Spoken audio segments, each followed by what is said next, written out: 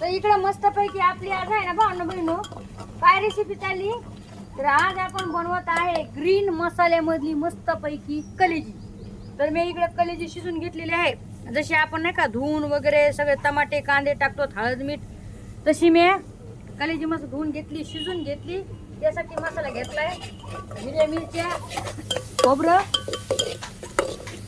अद्रक लसूण कोथिंबीर. या भाजीमध्ये कोथिंबीर जास्त आहे की नाही.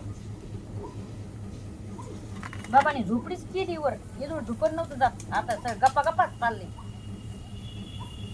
काड्या लावा म्हणलाय तर असं झोपडी केली अशी.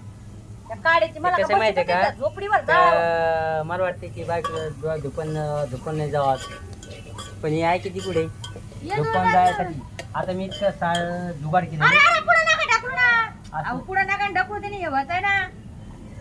इतकं भारी जुगाड केले तिला समजा. असा भारी जुगाड केलाय तर गॅस जसं संपलाय का तसं बाबांनी गॅसच भरून नाही आणला. असा भारी जुगाड केलाय माणसाने. तुम्हाला काय सांगू.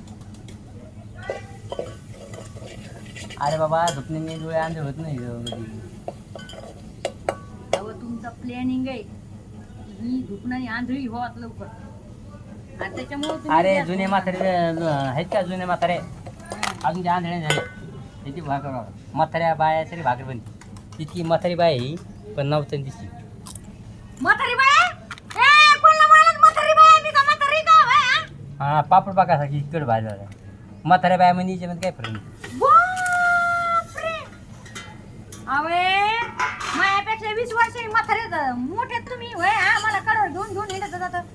काय सांगायचं मला म्हातारी म्हणा. अशी भारी भाकर बनती ना कडक, तर अशी किती खाल्ली तरी कमीच नाही. पण लय सुग्र नाही. तिला काय म्हणते कुक म्हणते. कुक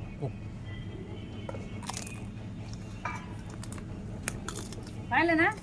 नवऱ्याला द्या चांगलं करून ते मग आपल्याला म्हातारीची उपमा देतोय. मग तुम्ही म्हातारी बघा आता.